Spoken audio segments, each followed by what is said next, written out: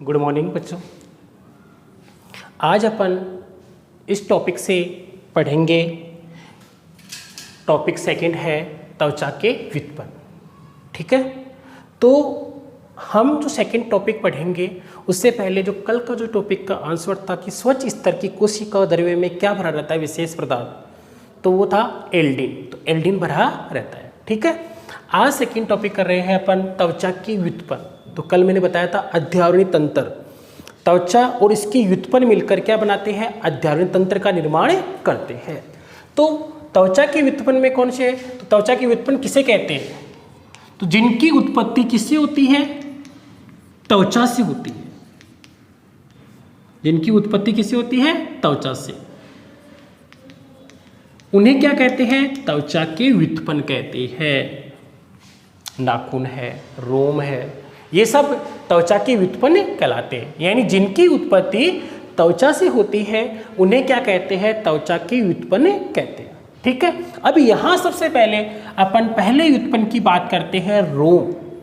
रोम के बारे में संरचना पढ़ेंगे, यानी बाल, रोम या हेयर के बारे में बात करते हैं। तो जो संरचना बना रखी है मैंने, ये किसकी है, रोम की है। इससे ये रोम काट लिख दो, रोम काट। तो देखिए सबसे पहले हेयर है या रोम है, उसकी संरचना के बारे में बात करेंगे। यानी बाल है वो किस प्रकार से इसके अंदर या त्वचा के अंदर दसा रहता है। तो सबसे पहले बात करते हैं रोम।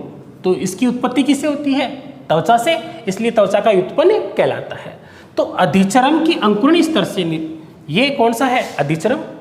अधिचर्म का अंकुरण स्तर यानी यहाँ से ये नीचे की तरफ अंदर प्रवेश करके एक गर्तनुमा हिस्सा बनाता है। ये ऊपर वाला भाग कौन सा है, अधिचर्म। अधिचर्म है वो अंदर की तरफ धंसकर एक विशेष संरचना का निर्माण कर लेता है और इसके अंदर क्या सुरक्षित रहता है, बाल। तो इसे या अपन कहेंगे रोम का निर्माण कैसे हुआ, अधिचर्म है उसमें अंदर की तरफ धंसकर एक किसका निर्माण कर लेता है, यहाँ पर रोम का निर्माण करता है। अब हेयर है या बाल है, उसकी संरचना की बात करते हैं। यानी ये रोम है जो लगा हुआ है वो किस प्रकार से लगा हुआ है, उसकी संरचना के बारे में अपन देखते हैं। तो रोम है उसकी संरचना के मुख्य 4 भाग होते हैं। यानी कौन कौन से भाग है, तो पहला है रोम पुटक, दूसरा है रोम जड़ या रोम मूल, ठीक है, और तीसरी है रोम अंकुरक, और चौथा पढ़ेंगे रोम कांट।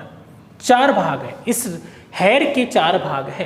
तो सबसे पहले बात करते हैं रोम पुटक के बारे में बात करते हैं। तो रोम पुटक क्या है, तो अधिचर्म का अंकुरण स्तर, अधिचर्म का कौन सा स्तर है, अंकुरण स्तर। तो आपको पता है अधिचर्म के नीचे वाला भाग का हमने कौन सा बताया था, अंकुरण स्तर। यहाँ पर कौन सा स्तर होता है, अंकुरण स्तर। ये अंकुरण स्तर नीचे की तरफ धंसकर, अंकुरण स्तर नीचे की तरफ धंसकर किसका निर्माण कर लेता है, रोम पुटक का। यानी ये पूरा जो हिस्सा है ये क्या कहलाता है, रोम पुटक कहलाता है। तो क्या हुए कि अधिचर्म का अंकुरण स्तर अंदर की तरफ धंसता है और एक विशेष जगह बनाता है या विशेष स्थान बनाता है, उसे अपन क्या कहते हैं, और रोम पुटक कहते हैं, जिसमें क्या लगा रहता है, रोम लगा या रोम निकला रहता है। अब ये अधिचर्म का जो अंकुरण स्तर है वो कौन सी संरचना बनाता है, नलिकाकार संरचना बनाता है, जिसे क्या कहते हैं, रोम पुटक। अब रोम पुटक के 2 स्तर होते हैं। चरम का होगा वो तो बाहरी स्तर। तो आप बताइए ये कौन सा भाग है, अधिचर्म। ये कौन सा भाग है, चरम। तो चरम है तो ये मान लीजिए पहले ये कौन सा स्तर था, अधिचर्म, दूसरा कौन सा है, चरम। तो इसके बाहर यानी इस स्तर में बाहर की तरफ कौन सा रहेगा, ये चरम वाला, और अंदर की तरफ कौन सा रहेगा, अधिचर्म वाला। तो बाहर की तरफ कौन सा है, चरम का स्तर है जो किससे बना होगा, तंतुमय स्तर है, जबकि अंदर का है वो स्तर कौन सा कहलाता है, कोशिकीय स्तर कहलाता है। अंदर वाला कौन सा कहलाएगा, कोशिकीय स्तर, बाहर वाला कौन सा कहलाएगा, तंतुमय स्तर कहलाता है। अब बात करते हैं सेकंड रोम मूल की। तो रोम मूल है तो इसमें एक आधार भाग में जो विशेष प्रकार से संरचना पाई जाती है उसे अपन क्या कहते हैं, रोम मूल। यानी इस भाग में या अपन कहेंगे रोम पुटक के अंदर एक विशेष संरचना पाई जाती है जो या कहेंगे मूल के आधार भाग को अपन क्या कहते हैं, रोम मूल कहते हैं। क्या कहते हैं, रोम मूल कहते हैं। ठीक है, तो रोम मूल क्या होता है कि आधार भाग है, उसमें आधार भाग की बात करेंगे कि रोम मूल है वो चरम में धसी रहती है और एक सजीव कोशिकाओं का गांठ जैसा समूह किससे निर्मित होता है, सजीव कोशिका। यानी सजीव कोशिका से निर्मित एक गांठ नुमा संरचना निर्मित हो जाती है, उसे क्या कहते हैं, रोम मूल कहते हैं। क्या कहते हैं, रोम मूल, यानी बालों की जड़। तो आप क्या लिखोगे रोम मूल के बारे में कि जो रोम है वो आधार भाग में एक गांठ जैसा समूह बना लेता है जिसे क्या कहते हैं, रोम मूल कहते हैं। फिर है रोम अंकुरक। रोम अंकुरक किसे कहते हैं, तो आधार भाग में एक गड्ढे का निर्माण होता है, यानी यहाँ पर एक गड्ढे नुमा संरचना बन जाती है, इधर से भी इस प्रकार से निर्मित, इधर से भी इस प्रकार से निर्मित, और बीच में यहाँ गड्ढे नुमा संरचना का निर्माण हो जाता है जिसमें क्या रहता है, रक्त कोशिकाओं के गुच्छे रहते हैं। क्या रहते हैं, रक्त कोशिकाओं के गुच्छे रहते हैं, और इस भाग को क्या कह देते हैं, रोम अंकुरक कहते हैं। तो देखिए ये भाग है रोम मूल और ये भाग है जहाँ पर रिक्त स्थान है, और रिक्त स्थान में क्या है, रक्त केशिकाओं का गुच्छा है, उसे अपन क्या कहते हैं, रोम अंकुरक कह देते हैं। और इसका फुला हुआ भाग, जैसे ये मोटा फुला हुआ भाग है बल्ब भाग, इसको बल्ब कह देते हैं। तो आपने 3 संरचना देखी, दोबारा एक बार रिपीट करेंगे अपन। सबसे पहले रोम पुटक। रोम पुटक जो रिक्त स्थान, यानी यहाँ पे पूरी संरचना रिक्त स्थान बनी है, उसको रोम पुटक। इसमें जो ये रोम लगा हुआ तो उसका आधार भाग क्या हो गया, रोम मूल। इसमें विशेष गड्ढा रहता है, इसमें रक्त केशिकाओं का गुच्छा रहता है, उसे अपन क्या बोलते हैं, रोम अंकुरक। अब लास्ट पार्ट कौन सा है, रोम कांड, यानी ये भाग है वो क्या कहलाता है, रोम कांड। इसमें किसका जमाव हो जाता है, क्रिएटिन का जमाव हो जाता है। किसका जमाव होता है, क्रिएटिन का जमाव हो जाता है। और क्रिएटिन कौन सा होता है, निर्जीव पदार्थ, और निर्जीव पदार्थ होने के कारण ये ऊपर वाला भाग क्या होता है, निर्जीव। अपन बाल को काटते हैं तो अपन को दर्द नहीं होता है, क्यों, क्योंकि ये ऊपर वाला भाग कौन सा हो गया, निर्जीव। किसका जमाव हो गया, क्रिएटिन का जमाव। जबकि आप रोम को निकालते हो खींच के, तो अगर जड़ से निकलेगा तो यहाँ सजीव कोशिका का समूह रहता है, जिसके कारण क्या होता है, दर्द होता है। तो ये पढ़ी हमने संरचना त्वचा के व्युत्पन्न में केवल रोम की संरचना। ठीक है, अब देखिए, हाँ, इसके बाद बात करते हैं हम जो रोम कांड है उसके अनुप्रस्थ काट के बारे में देखते हैं। यानी इसको अपन काट के देखें तो संरचना किस प्रकार से दिखाई देती है। तो अगर रोम कांड का अनुप्रस्थ काट काटते हैं, यानी बाल का अनुप्रस्थ काट काटते हैं, तो उसमें 3 स्तर दिखाई देते हैं। सबसे बाहर की तरफ क्यूटिकल, सेकंड पे मध्य भाग कॉर्टेक्स, और आंतरिक भाग कौन सा होता है, मेडुला। यानी 3 भाग है। सबसे बाहर कौन सा है, उपत्वचा जिसको क्यूटिकल कहते हैं, और मध्य भाग को वल्कुट, और आंतरिक केंद्रीय भाग को मेडुला कह देते हैं। ठीक है, अब देखिए, अगर रोम कांड यानी बाल का अनुप्रस्थ काटते तो ऊपर वाला भाग कौन सा है, क्यूटिकल। तो ये बाहर का स्तर होता है जो क्या होता है, पतला होता है। बाहर का स्तर क्या होता है, पतला होता है, और किससे बना होता है, सल्की कोशिकाओं से निर्मित होता है। किससे निर्मित होता है, सल्की कोशिकाओं से निर्मित। बाहर का स्तर, ये सबसे बाहर का स्तर होता है, पतला होता है, और सल्की कोशिकाओं से क्या होता है, निर्मित।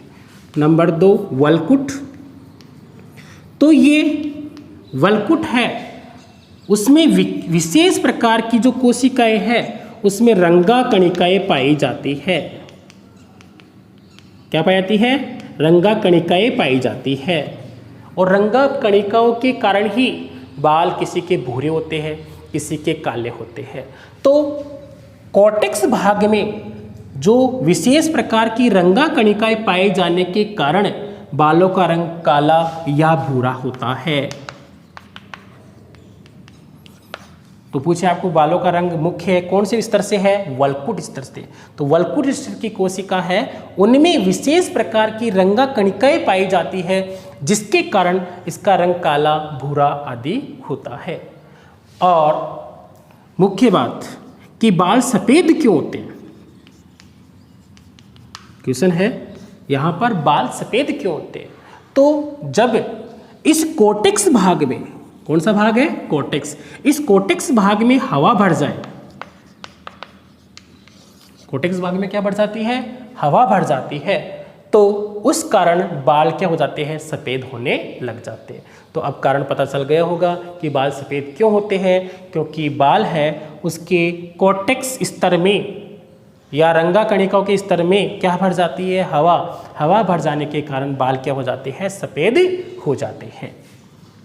और लास्ट स्तर कौन सा है, सबसे अंदर की तरफ है मेडुला, जो क्या बनाता है, केंद्रीय अक्ष बनाता है। क्या बनाता है, केंद्र की अक्ष को निर्मित करता है।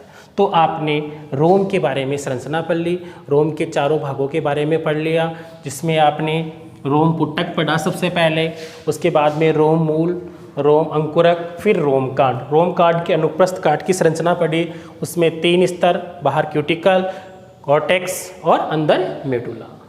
अब छोटी सी एक संरचना रह गई ये, जिसको बोलते हैं रोम हर्ष पेशी या अरेक्टर पिलाई पेशी। कौन सी बोलते हैं, अरेक्टर पिलाई पेशी। ये पेशी होती है जिसके संकुचन से बाल खड़े होते हैं या झुक जाते हैं। कभी कभी देखते हो सर्दियों के अंदर बाल अपने खड़े हो जाते हैं, तो उसमें किसकी भूमिका होती है, रोम हर्षण पेशी की होती है। इसमें संकुचन के कारण बाल क्या हो जाते हैं, खड़े हो जाते हैं, और खड़े हो जाते हैं तो ऊष्मा की हानि नहीं होती है।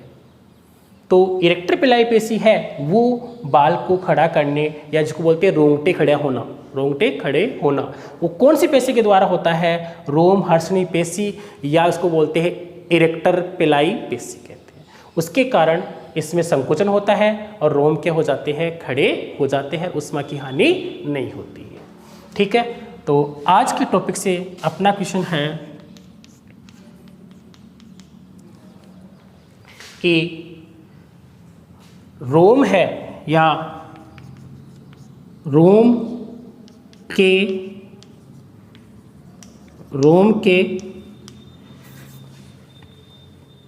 है वो कौन से स्तर में हवा भरने के कारण सफ़ेद हो जाते हैं, या बाल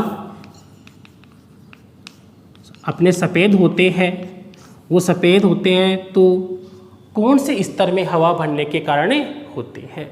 ठीक है, आप इसके जवाब कमेंट में ज़रूर दें, और कोई भी प्रॉब्लम है, कोई बात समझ में नहीं आई तो आप पूछ सकते हो। Thank you.